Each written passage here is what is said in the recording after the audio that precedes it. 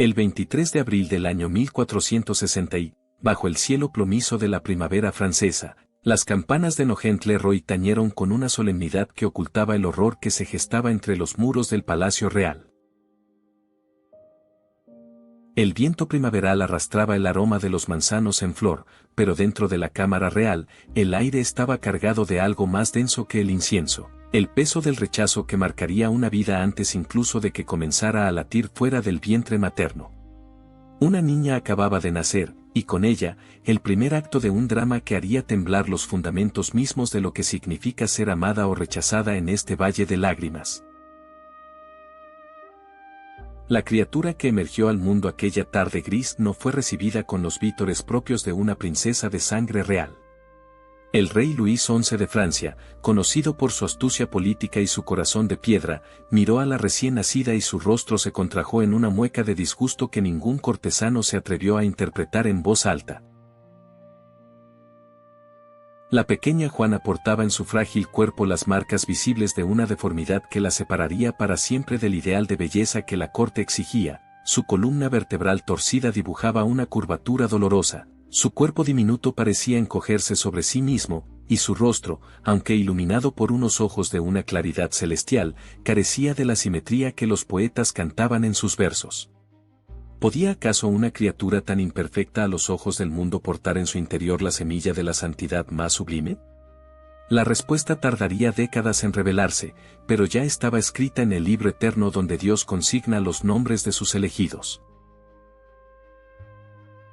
Carlota de Saboya, la reina madre, sostuvo a su hija con una ternura que contrastaba brutalmente con la frialdad de su esposo.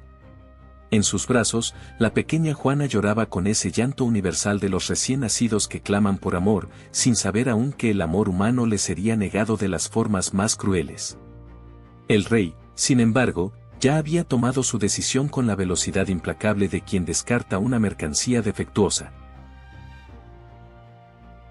Aquella niña deformada no podría jamás ser utilizada como moneda de cambio en las alianzas matrimoniales que forjaban imperios. No serviría para sellar tratados con príncipes extranjeros que esperaban belleza y salud en sus esposas.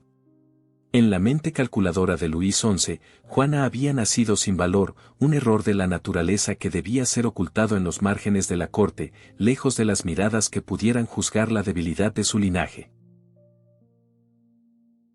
Pero en el silencio de aquella cámara real, mientras los médicos susurraban diagnósticos sombríos y las damas de compañía apartaban la vista avergonzadas, algo extraordinario comenzaba a gestarse. La pequeña Juana, ajena al rechazo que la rodeaba como un manto invisible, aferraba con sus diminutos dedos el rosario que su madre había colocado junto a ella.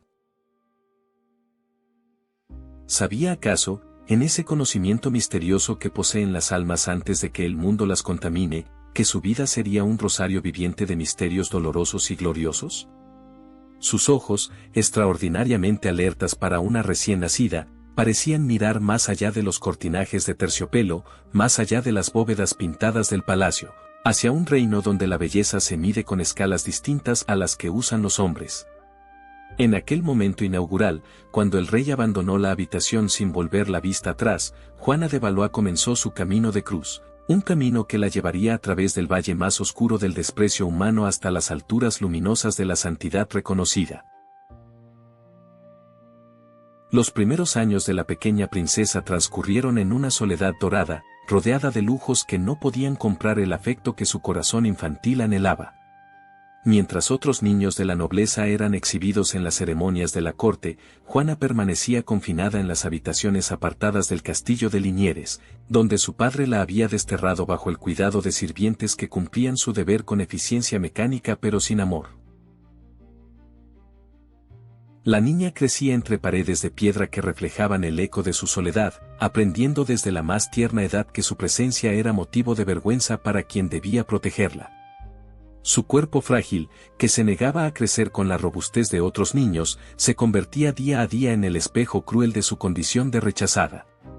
Las criadas evitaban tocarla más de lo necesario, como si la deformidad fuera contagiosa. Los pocos visitantes que llegaban al castillo desviaban la mirada cuando ella aparecía, murmurando oraciones que sonaban más a exorcismos que a bendiciones. Sin embargo, en medio de este desierto afectivo, Juana descubrió un manantial que nunca se secaría. En la capilla del castillo, pequeña y austera, la niña encontró lo que ningún palacio podía ofrecerle, un padre que no se avergonzaba de su hija deforme. Pasaba horas arrodillada ante el crucifijo, contemplando a otro que también había sido rechazado, despreciado, considerado sin forma ni hermosura. ¿No es acaso en la cruz donde los deformes del mundo encuentran su verdadera identidad? Juana, que apenas contaba 6 años de edad, ya comprendía con una sabiduría que superaba su edad que su sufrimiento no era un castigo divino, sino una invitación misteriosa a participar en un drama más grande que ella misma. Las heridas de Cristo se convertían en bálsamo para las heridas de su alma infantil. Las espinas de su corona resonaban con las espinas invisibles que atravesaban su corazón cada vez que escuchaba a su padre referirse a ella como esa criatura en lugar de llamarla por su nombre. Y así, entre el abandono paterno y el abrazo divino, Juana de Valois comenzó a forjar su santidad en el crisol del rechazo más absoluto. No sabía aún que su calvario apenas comenzaba, que el rey tenía planes para ella que superarían en crueldad todo lo imaginable. Pero ya entonces, en la inocencia de su niñez marcada, estaba siendo preparada para el martirio más refinado, no el de la sangre derramada en un instante, sino el del corazón triturado lentamente, día tras día, por la indiferencia de aquellos que debían amarla.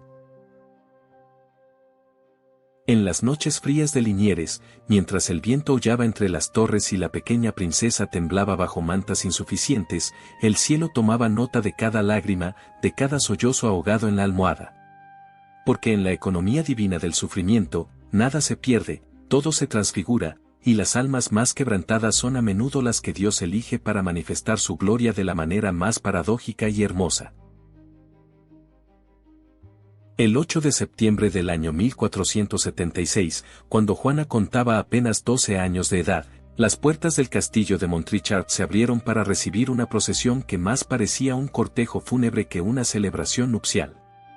El otoño comenzaba a pintar de ocre los bosques del valle del Loira, y las hojas caían de los árboles con la misma resignación con la que la joven princesa caminaba hacia el altar donde sería sacrificada en nombre de las ambiciones políticas de su padre. El rey Luis XI había encontrado finalmente un uso para aquella hija que consideraba un desecho, entregarla en matrimonio a Luis de Orleans, duque de sangre real y primo del rey, en una maniobra política destinada a neutralizar las aspiraciones al trono de un rival peligroso. ¿Qué importaba el sufrimiento de una niña deformada cuando estaban en juego los equilibrios de poder que sostenían la corona de Francia? En la mente calculadora del monarca, Juana no era una hija sino una pieza de ajedrez, y aquel matrimonio era el movimiento perfecto para encadenar a Orleans con grilletes de parentesco. El novio, un joven de 14 años de excepcional belleza y arrogancia proporcional a su linaje, contempló a su futura esposa con un desprecio que ni siquiera intentó disimular ante la asamblea de nobles reunidos.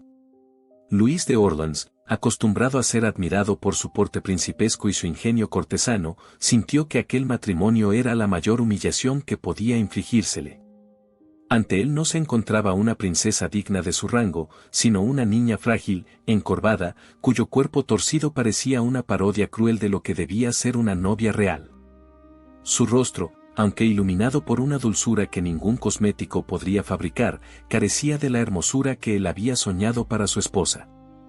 En ese instante, mientras los ojos de ambos se encontraban por primera vez, se sellaba un pacto de odio unilateral. Orleans juró en silencio que jamás tocaría a aquella criatura, que jamás le daría el honor de ser verdaderamente su esposa, que dedicaría cada día de su existencia a buscar la manera de anular aquel matrimonio que consideraba una profanación de su sangre noble. Juana, por su parte, avanzó hacia el altar con una serenidad que desconcertó a quienes la conocían.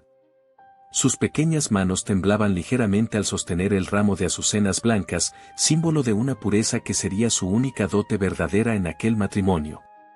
Sabía, con esa certeza dolorosa que habita en los corazones de quienes han sido rechazados desde la infancia, que aquel hombre no la amaría jamás. Había escuchado los rumores que circulaban por los pasillos del Palacio Real. Orleans había protestado violentamente ante el rey, había suplicado, había amenazado. pero finalmente había cedido ante la presión política y la promesa de compensaciones territoriales. El matrimonio se celebraría, pero sería una farsa, un contrato firmado con tinta de amargura. Sin embargo, mientras pronunciaba sus votos matrimoniales con voz temblorosa pero clara, Juana no prometía obediencia a un hombre sino a Dios mismo, quien permitía aquel sufrimiento por razones que su fe infantil aún no podía comprender pero ya intuía como misteriosas y providenciales. La ceremonia transcurrió con una solemnidad gélida que contrastaba con el esplendor de los ornamentos litúrgicos. El obispo que bendijo la unión pronunció las palabras tradicionales sobre el amor mutuo y la procreación de hijos, palabras que resonaban huecas en la nave de la capilla porque todos los presentes sabían que aquel matrimonio era estéril antes de consumarse. Cuando el duque debió besar a su esposa según mandaba el ritual, se inclinó con rigidez mecánica y rozó apenas la frente de Juana, negándose a honrarla con el beso en los labios que sellaba las uniones verdaderas. Aquel gesto, aparentemente menor, fue observado por toda la corte como la declaración pública de que aquella boda era una farsa impuesta por la política y no santificada por el amor. Las damas susurraban tras sus abanicos, los caballeros intercambiaban miradas de compasión mezclada con alivio de no estar en el lugar del duque, y Juana, de pie junto a su esposo, experimentaba por primera vez la humillación pública que se convertiría en el pan cotidiano de su existencia. La noche de bodas fue, si cabe, más cruel que la ceremonia misma. Orleans condujo a Juana a la cámara nupcial preparada con sábanas de lino finísimo y perfumada con esencias de rosa, pero una vez cruzado el umbral, su máscara de cortesía se desplomó revelando el rostro del desprecio más absoluto. No hubo consumación del matrimonio, no hubo siquiera una palabra amable que pudiera endulzar el trago amargo de aquella noche. El duque simplemente declaró, con una frialdad que atravesó el corazón de Juana como una espada de hielo, que jamás la tocaría, que la consideraba repugnante, que buscaría todos los medios posibles para anular aquel matrimonio que ofendía su dignidad. Luego abandonó la habitación dejándola sola, sentada al borde de la cama matrimonial, todavía vestida con su traje nupcial blanco que ahora parecía un sudario. Puede imaginarse humillación mayor que la de una esposa rechazada en la misma noche de bodas, no por infidelidad ni por conflicto, sino simplemente por el pecado de existir en un cuerpo que no cumplía los estándares de belleza que el mundo exige? En el silencio absoluto de aquella cámara vacía, mientras las velas nupciales consumían su cera inútilmente y el lecho matrimonial permanecía inmaculado, Juana de Orleans, como ahora debía llamarse, cayó de rodillas sobre el suelo de piedra fría. Las lágrimas que había contenido durante toda la ceremonia brotaron finalmente, pero no eran lágrimas de autocompasión sino de ofrenda. Con una madurez espiritual que superaba infinitamente sus 12 años de edad, comprendió que aquel matrimonio no era el final de su calvario sino apenas el principio, que Dios la había colocado en aquella cruz particular para un propósito que aún permanecía oculto en la niebla del futuro. Rezó entonces, no por ser amada por su esposo, porque sabía que aquello era imposible, sino por tener la fuerza de perdonar lo imperdonable, de amar lo que no puede ser amado, de permanecer fiel a un hombre que la despreciaba con cada fibra de su ser. En aquel momento de desolación total, en la oscuridad de una noche de boda sin esposo, comenzó a gestarse la santidad que siglos después haría de Juana de Valois un faro de esperanza para todos los rechazados de la tierra. Los años que siguieron fueron un lento martirio de indiferencia calculada y humillaciones públicas. Orleans instaló a Juana en castillos alejados de la corte, visitándola solo cuando la política lo exigía y siempre manteniendo una distancia que proclamaba a gritos su rechazo. La trataba como a una sirvienta más que como a su esposa, negándole los honores debidos a su rango y asegurándose de que todos supieran que aquel matrimonio era solo un papel firmado sin sustancia real. Juana soportaba cada desaire con una paciencia que desconcertaba incluso a quienes la compadecían, transformando cada rechazo en una oración, cada humillación en una ofrenda secreta al único que verdaderamente la amaba sin condiciones ni reservas.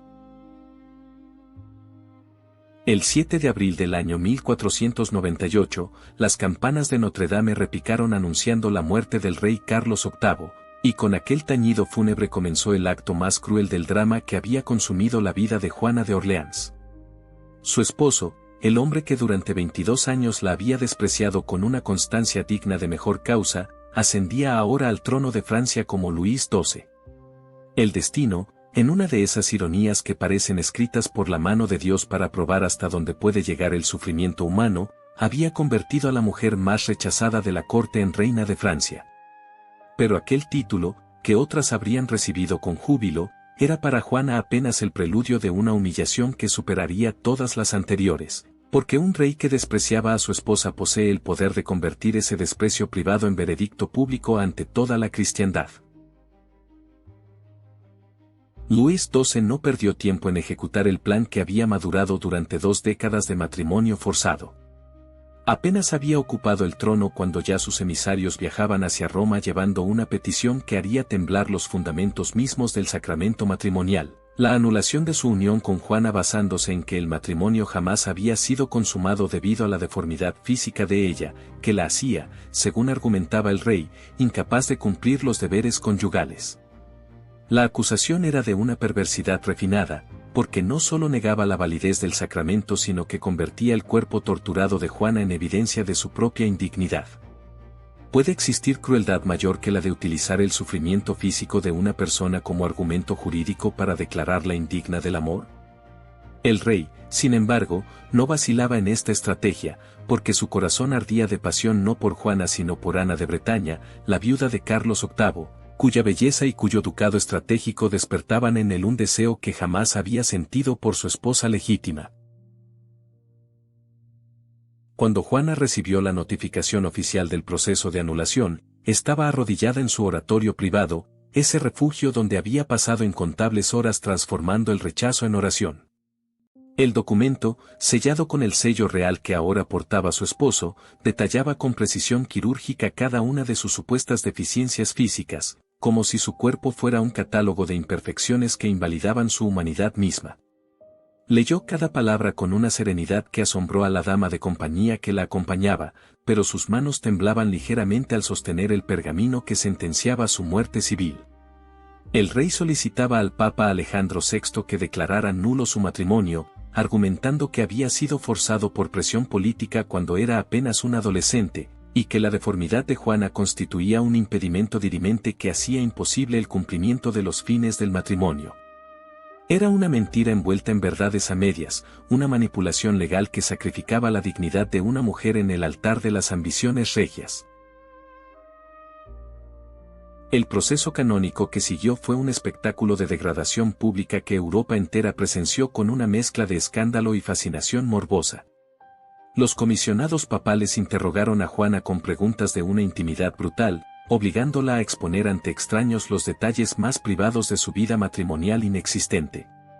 Médicos examinaron su cuerpo deformado con la frialdad de quien evalúa ganado en el mercado, produciendo informes que describían cada curvatura de su columna, cada asimetría de su figura, como si aquellas imperfecciones físicas fueran crímenes contra la naturaleza que merecían castigo canónico. Testigos desfilaron ante el tribunal narrando cómo el rey había evitado siempre a su esposa, cómo jamás la había tratado con afecto conyugal, cómo había declarado públicamente su repugnancia hacia ella. Cada testimonio era un clavo más en el ataúd de la dignidad de Juana, cada declaración jurada la despojaba de otra capa de humanidad ante los ojos del mundo. ¿Cómo soportó aquella mujer de 30 años ser diseccionada públicamente, ser reducida a un conjunto de defectos físicos que supuestamente la descalificaban para el amor humano? La respuesta la encontramos en los testimonios de quienes la conocieron durante aquel calvario judicial. Juana no se defendió con argumentos legales ni contrató abogados hábiles para rebatir las acusaciones del rey. En cambio, respondió a cada interrogatorio con una dignidad que desconcertaba a los jueces acostumbrados a ver a los acusados retorcerse bajo el peso de la vergüenza. Admitió la verdad de que su matrimonio jamás había sido consumado, pero se negó a aceptar que aquello fuera culpa de su cuerpo.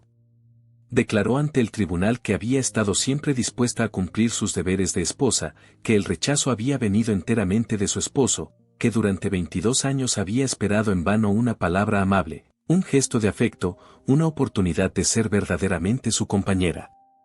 Sus palabras, pronunciadas con voz firme aunque quebrada por la emoción contenida, revelaban una verdad que los documentos legales no podían capturar, que aquel no era un caso de impedimento físico sino de crueldad calculada, no de incapacidad natural sino de rechazo deliberado. El 17 de diciembre del año 1498, el Papa Alejandro VI, cediendo a las presiones políticas de Francia y seducido por las promesas de favores futuros, firmó la bula que declaraba nulo el matrimonio entre Luis XII y Juana de Valois.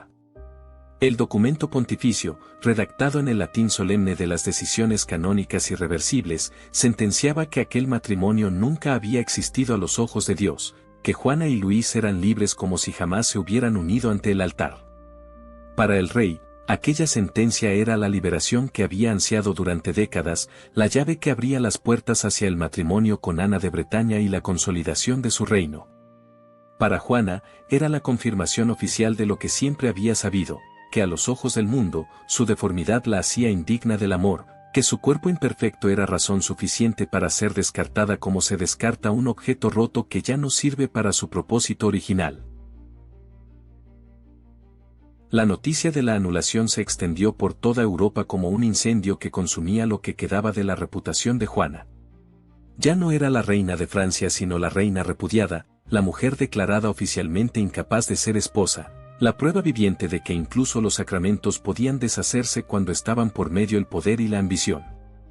Los poetas cortesanos componían versos celebrando la liberación del rey de su matrimonio con la mujer deforme. Los predicadores utilizaban su caso como ejemplo de cómo Dios permite anular los matrimonios contraídos por fuerza. Los nobles respiraban aliviados de que la justicia canónica hubiera prevalecido permitiendo al rey casarse dignamente. Nadie, salvo un puñado de almas compasivas, parecía comprender la monstruosidad de lo que acababa de suceder, que una mujer había sido públicamente humillada, despojada de su título y su dignidad, declarada indigna del sacramento del matrimonio, todo por el crimen de haber nacido en un cuerpo que no cumplía los estándares estéticos de la belleza cortesana. Juana, sin embargo, no pronunció palabra de queja ni de amargura. Mientras el mundo la juzgaba y la condenaba, ella se retiraba al silencio de la oración, preparándose para el acto final de su drama, la transformación del rechazo en redención, de la humillación en santidad. En la primavera del año 1499, mientras París celebraba con fastos deslumbrantes el matrimonio del rey Luis XII con Ana de Bretaña, una mujer solitaria caminaba por los jardines del castillo de Bourges, contemplando cómo la vida renacía de la tierra después del invierno. Juana de Valois, ya no reina sino duquesa de Berry por concesión magnánima de quien fuera su esposo, observaba los brotes verdes que emergían del suelo con una intensidad que revelaba que no veía solo plantas sino símbolos de una resurrección más profunda. El mundo la había declarado muerta civilmente, despojada de su condición de esposa, marcada con el estigma del rechazo pontificio, pero en su corazón, purificado por el fuego del sufrimiento más extremo, comenzaba a germinar una semilla que daría frutos de santidad para generaciones futuras. ¿No es acaso en la tierra más árida donde las raíces deben hundirse más profundo para encontrar agua? Juana, liberada paradójicamente por la misma anulación que pretendía destruirla, descubría que Dios había permitido aquel despojo total para vaciarla de toda atadura humana y llenarla únicamente de Él. Los primeros meses después de la anulación fueron un desierto de silencio donde Juana se enfrentó con las preguntas más fundamentales de la existencia humana. Sola en sus aposentos de Bourges, rodeada de servidores que la trataban con la compasión temerosa que se reserva para los vencidos, se preguntaba qué sentido podía tener una vida tan marcada por el rechazo sistemático. Había nacido rechazada por su padre debido a su deformidad, había sido casada como castigo político con un hombre que la despreciaba, había soportado 22 años de matrimonio sin amor, y finalmente había sido repudiada públicamente ante toda la cristiandad. El catálogo de sus humillaciones era tan completo que parecía diseñado específicamente para quebrantar cualquier espíritu humano hasta reducirlo a polvo. Sin embargo, en lugar de amargura, en lugar de resentimiento que hubiera sido tan comprensible, tan humano, algo extraordinario comenzó a manifestarse en el alma de aquella mujer de 35 años, la gracia del perdón absoluto, no como ejercicio de voluntad sino como don sobrenatural que la transformaba desde dentro. Fue durante una vigilia nocturna en la capilla del castillo, mientras las velas proyectaban sombras danzantes sobre las paredes de piedra, cuando Juana experimentó la visión que determinaría el resto de su existencia. Arrodillada ante la imagen de la Virgen María, exhausta por el ayuno y la oración prolongada, sintió con una certeza que superaba todo razonamiento que Nuestra Señora misma le encomendaba una misión: fundar una orden religiosa dedicada a la paz, la reconciliación y la imitación de las virtudes marianas, especialmente la humildad y la pureza que ella misma había vivido en carne propia a través del rechazo. La visión no era espectacular en el sentido de apariciones luminosas o voces audibles, era más bien una convicción interior tan poderosa que disolvía todas las dudas, un conocimiento infuso de que su vida entera, con todas sus cruces y humillaciones, había sido preparación para este momento específico. ¿No había sido acaso despojada de todo título humano precisamente para poder abrazar con total libertad el único título que verdaderamente importaba, ser hija de María y servidora de los rechazados? Con una determinación que asombró a quienes la conocían, Juana se lanzó a la tarea de hacer realidad aquella visión que había transformado su dolor en propósito. Utilizando la pensión que el rey le había asignado como compensación por el repudio, comenzó a reunir a mujeres que compartían su deseo de una vida consagrada a Dios bajo el patronazgo de la Virgen de la Anunciación. No buscaba aristócratas ni damas de alcurnia, sino almas sedientas de santidad sin importar su origen social, porque ella mejor que nadie comprendía que la dignidad humana no reside en la nobleza de sangre ni en la perfección del cuerpo, sino en la capacidad de amar cuando el amor parece imposible. Las primeras hermanas que se unieron a su proyecto eran mujeres que habían conocido también el rechazo en sus propias vidas, viudas abandonadas, huérfanas sin dote, enfermas cuya apariencia física las había condenado a la soledad. En ellas, Juana reconocía su propio reflejo multiplicado, y juntas comenzaban a construir una comunidad donde el valor de cada persona no se medía por estándares mundanos sino por la capacidad de imitar la humildad de María en el momento de la Anunciación. El 2 de febrero del año 1500, fiesta de la purificación de Nuestra Señora, Juana de Valois fundó oficialmente la Orden de la Anunciata de la Virgen María en la ciudad de Bourges. La ceremonia fue austera, sin la pompa que habría correspondido a la fundación de una orden por una ex reina de Francia, porque Juana había aprendido que la verdadera grandeza se oculta en la pequeñez y que las obras de Dios germinan mejor en el silencio que en el ruido de las celebraciones mundanas. Las 11 mujeres que formaban el núcleo inicial de la comunidad pronunciaron sus votos de castidad, pobreza y obediencia, pero añadieron un cuarto voto que era el sello distintivo del carisma que Juana había recibido: el voto de paz, que las comprometía a ser instrumentos de reconciliación en un mundo desgarrado por odios y divisiones. Aquel voto nacía directamente de la experiencia personal de Juana, quien había perdonado lo imperdonable y ahora invitaba a otras a seguir ese mismo camino de perdón heroico que transforma enemigos en hermanos y convierte el veneno del resentimiento en bálsamo de sanación. La regla que Juana redactó para su orden era un espejo de su alma purificada por el sufrimiento. Establecía que las hermanas debían practicar una humildad radical, considerándose siempre las últimas y las menos dignas, porque sólo desde esa postura de total vaciamiento se puede recibir la plenitud de la gracia divina. Ordenaba que cultivaran una pobreza alegre, renunciando no solo a posesiones materiales sino también a la posesión más sutil, el derecho a ser reconocidas y admiradas por su virtud. Mandaba que oraran especialmente por la conversión de quienes las hubieran ofendido, porque Juana sabía por experiencia directa que el verdadero perdón no consiste en olvidar la ofensa sino en desear activamente el bien eterno del ofensor. Cada artículo de aquella regla estaba empapado en las lágrimas que había derramado durante décadas de rechazo. Cada prescripción brotaba de una sabiduría que solo el dolor puede enseñar cuando es aceptado con amor en lugar de con amargura. El convento de la Anunciación se convirtió rápidamente en un faro de esperanza para las almas heridas que encontraban en Bourges. Las mujeres acudían a Juana buscando consuelo para sus propias experiencias de rechazo, y encontraban en ella no solo palabras piadosas sino el testimonio viviente de que el sufrimiento aceptado con fe puede transfigurarse en santidad.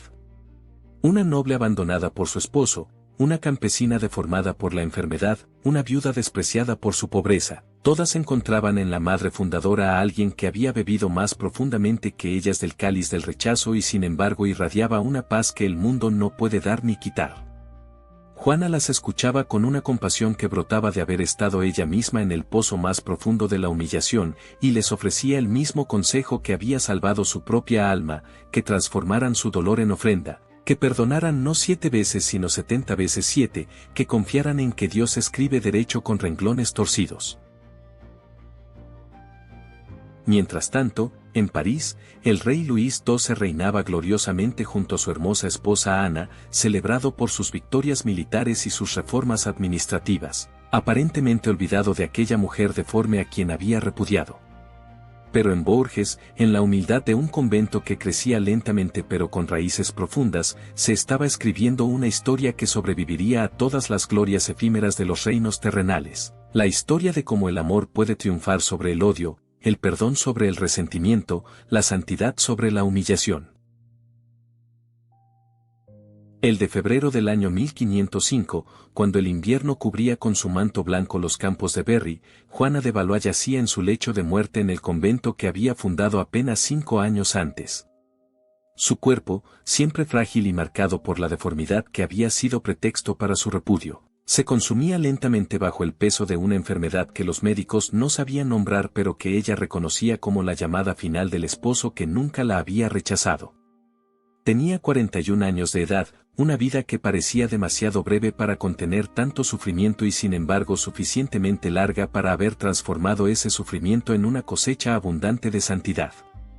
Las hermanas de su orden la rodeaban en silencio orante, contemplando en el rostro demacrado de su madre fundadora no los estragos de la enfermedad sino el resplandor de una paz que el mundo no puede comprender porque nace de haber descendido al infierno del rechazo total y haber emergido purificada como oro en el crisol.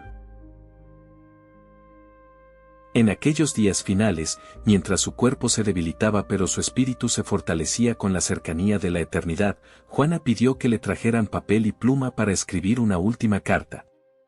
Sus manos temblorosas apenas podían sostener la pluma, y cada palabra requería un esfuerzo que la dejaba exhausta, pero la misión que se había impuesto era más importante que el dolor físico. La carta estaba dirigida al rey Luis XII, el hombre que la había despreciado durante 22 años de matrimonio forzado, que la había repudiado públicamente alegando su deformidad como impedimento divino, que la había humillado ante toda Europa para poder casarse con la mujer que verdaderamente amaba. ¿Qué podía decirle una mujer moribunda al hombre que había sido instrumento de su mayor calvario? Las palabras que brotaron de su pluma, dictadas más por el Espíritu Santo que por la voluntad humana, fueron de un perdón tan absoluto, tan sobrenatural, que quienes las leyeron comprendieron que estaban ante un milagro tan grande como cualquier curación física, el milagro de un corazón que ama cuando todo derecho humano dictaría el odio.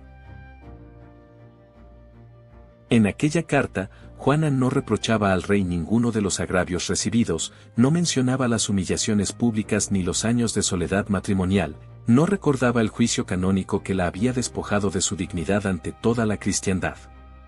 En cambio, le aseguraba que lo había perdonado completamente, que oraba por él cada día rogando a Dios que lo bendijera en su reino y en su matrimonio, que consideraba que todo su sufrimiento había sido providencial porque la había conducido a fundar la orden que ahora florecía en Bourges. Le pedía que se acordara de las hermanas de la Anunciación y las protegiera cuando ella ya no estuviera para cuidarlas, apelando no a la culpa que él pudiera sentir sino a la misericordia que todo gobernante cristiano debe ejercer hacia las obras de Dios. Finalmente, le aseguraba que lo esperaría en el cielo, donde todas las heridas serían sanadas y todas las lágrimas enjugadas, donde verían claramente cómo Dios había tejido un tapiz de redención con los hilos oscuros del sufrimiento humano. Era el perdón más completo que labios humanos hayan pronunciado, comparable solo al de Cristo perdonando a sus verdugos desde la cruz. Cuando aquella carta llegó a manos del rey en París, cuentan las crónicas que Luis XII lloró amargamente, confrontado por primera vez con la magnitud de la injusticia que había cometido contra una mujer inocente. La grandeza del perdón de Juana ponía en evidencia la mezquindad de su crueldad, y el contraste era tan brutal que ninguna justificación política podía atenuarlo. Algunos testimonios sugieren que el rey, movido por el remordimiento, tomó bajo su protección especial el convento de la Anunciación y aseguró su sustento económico, aunque ningún gesto podía ya reparar el daño infligido durante décadas. Otros relatan que en sus últimos años, cuando la enfermedad comenzó a consumir también su cuerpo real, Luis XII se acordaba frecuentemente de Juana y pedía que rezaran por su alma, reconociendo que ella había sido mejor cristiana que él habría podido jamás aspirar a ser. El perdón de la víctima se había convertido en juicio silencioso sobre el victimario, no un juicio de condenación sino de llamada a la conversión. Juana de Valois murió rodeada de sus hijas espirituales en la madrugada de aquel de febrero, cuando las campanas del convento llamaban a los primeros rezos del día. Su último suspiro fue tan suave que las hermanas que velaban junto a su lecho apenas lo percibieron, como si el alma se hubiera deslizado del cuerpo con la misma discreción con la que había vivido sus últimos años. En su rostro quedó dibujada una sonrisa que quienes la contemplaron describieron como la de alguien que ha sido finalmente abrazado por aquel que siempre la amó sin condiciones ni reservas. El pueblo de Bourges, que había aprendido a venerar a aquella mujer que transformaba el pan en limosna y las palabras en consuelo, lloró su muerte como se llora la partida de una madre. Pero sus lágrimas estaban mezcladas con la certeza de que Juana no había muerto sino que había nacido a la vida verdadera, que su peregrinación por el Valle del Rechazo había terminado y comenzaba su reinado en el reino donde los últimos son primeros y los humillados son exaltados. Los siglos que siguieron a su muerte fueron testigos de cómo la semilla plantada por Juana germinaba en bendiciones multiplicadas. Su orden de la Anunciación se extendió por Francia y más allá, llevando a miles de almas el mensaje de que el sufrimiento aceptado con amor puede transformarse en santidad.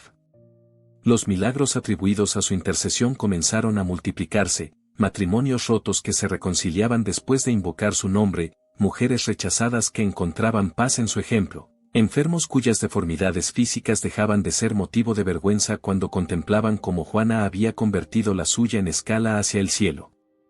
La Iglesia, que con tanta ligereza había anulado su matrimonio cediendo a presiones políticas, ahora examinaba con rigor meticuloso las pruebas de su santidad, y encontraba en cada página de su vida un testimonio irrefutable de virtud heroica.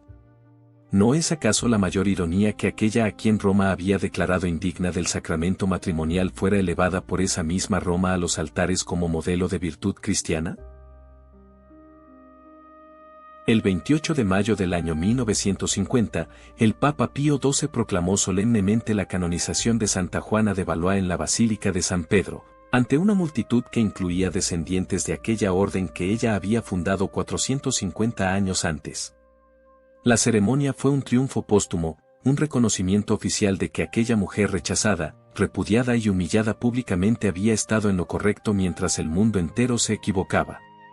Su fiesta litúrgica quedó establecida el de febrero, aniversario de su muerte, para que cada año la Iglesia Universal recordara que la verdadera corona no es la que ciñen los reyes sino la que tejen las espinas del sufrimiento aceptado con amor. En el decreto de canonización, el Papa proclamaba que Juana de Valois es patrona de las personas rechazadas, de los matrimonios difíciles, de quienes sufren por su apariencia física, de todos aquellos que el mundo considera indignos del amor pero que Dios ama con predilección especial. Hoy, más de 500 años después de su muerte, la historia de Santa Juana de Valois continúa resonando con una actualidad que sobrecoge. En un mundo que sigue midiendo el valor humano por la belleza física, el éxito material y el reconocimiento social, su vida proclama una verdad que nuestra época necesita desesperadamente escuchar, que la dignidad humana no reside en lo que el mundo aplaude sino en la capacidad de amar cuando el amor parece imposible, de perdonar cuando el perdón desafía toda lógica humana, de transformar el rechazo en semilla de santidad. Cada persona que hoy sufre por no cumplir los estándares imposibles que la sociedad impone, cada corazón quebrantado por el rechazo de quien debía amarlo, cada alma que se siente indigna del amor humano, puede mirar hacia Borges y encontrar en aquella mujer deformada que perdonó a su rey la certeza de que el sufrimiento tiene sentido cuando se ofrece con amor, que ningún rechazo humano puede separarnos del amor de Dios, que la última palabra no la tiene quien humilla sino quien perdona. Santa Juana de Valois, la reina repudiada que se convirtió en reina de corazones, ruega por nosotros desde ese reino donde finalmente todas las lágrimas son enjugadas y donde ella, libre ya de su cuerpo deformado pero conservando eternamente las cicatrices gloriosas del amor, intercede especialmente por quienes sufren el calvario del rechazo en este valle de lágrimas.